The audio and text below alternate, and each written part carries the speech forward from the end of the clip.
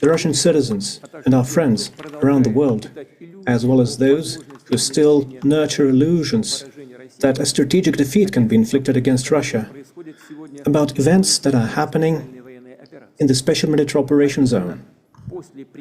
I'm talking about what happened in the wake of long-range Western weapons being used in the special military operation zone. As a result of the escalation, the United States and their NATO allies said that they give their permission to use long-range weapons against targets inside Russia. Experts know fully well, and the Russian side has underscored this time and again, that using such weapons without the direct involvement of military operators from manufacturing countries is impossible.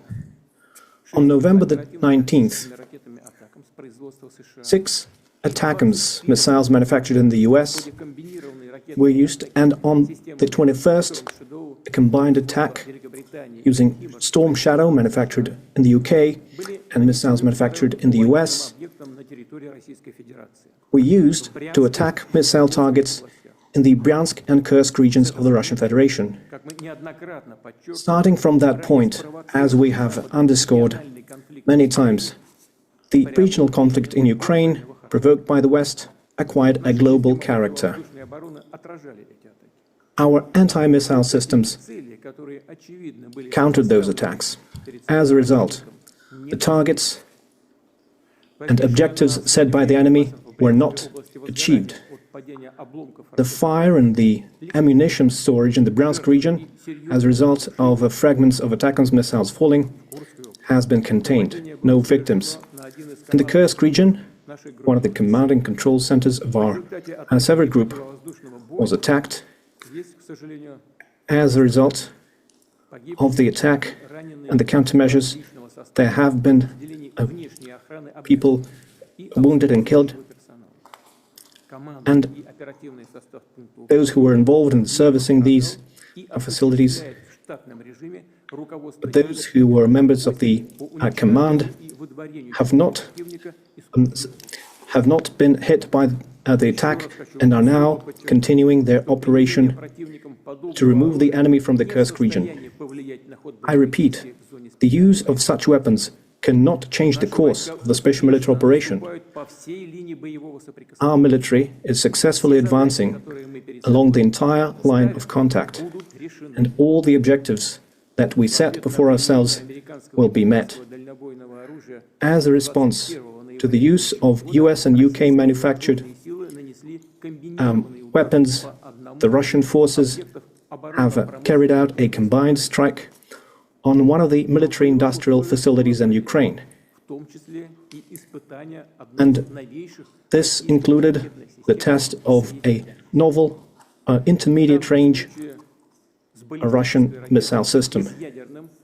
A ballistic missile with a non-nuclear hypersonic payload was used. The test was carried out successfully. The objectives of the launch have been met.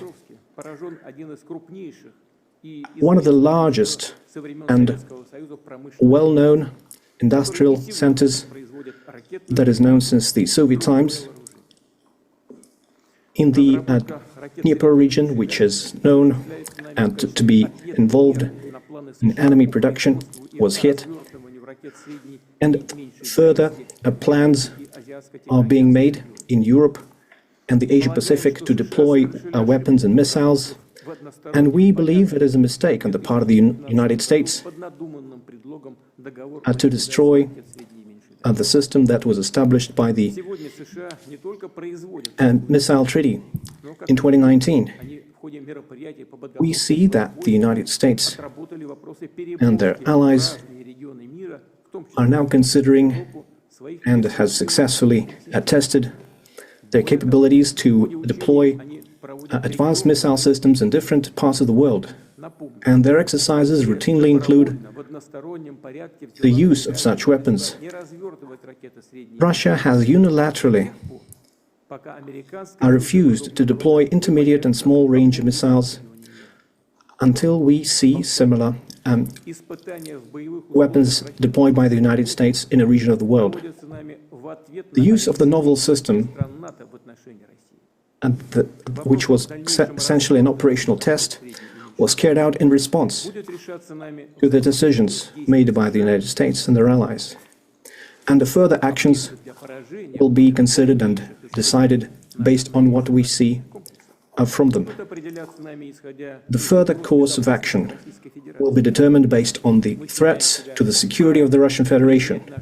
We believe that we have the right to use our weapons against military facilities of countries who allow their weapons to be used against ours.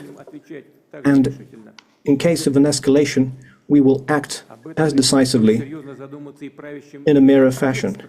The ruling elites of the countries are nurturing plans to use their military contingents against Russia should be warned.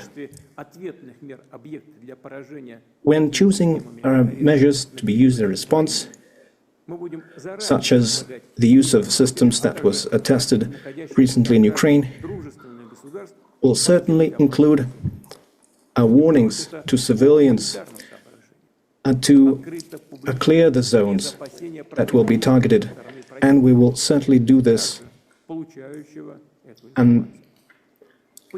in a transparent fashion. And we do not have any fears that it will reduce the effectiveness of those systems, because there is no way to counteract a missile that flies at 10 Mach, which is 2.5 to 3 kilometers per second. Existing anti-missile systems and the anti-missile systems deployed by the United States and Europe cannot intercept such missiles. It is impossible. So, once again, it is not Russia, but the United States who have destroyed the system of international security. And they are trying to preserve their hegemony and stoking a global conflict. We have always preferred, and we still prefer, to resolve our disagreements using peaceful means, but we are prepared for any scenario, and if anyone has any doubts, they shouldn't. There will always be a response.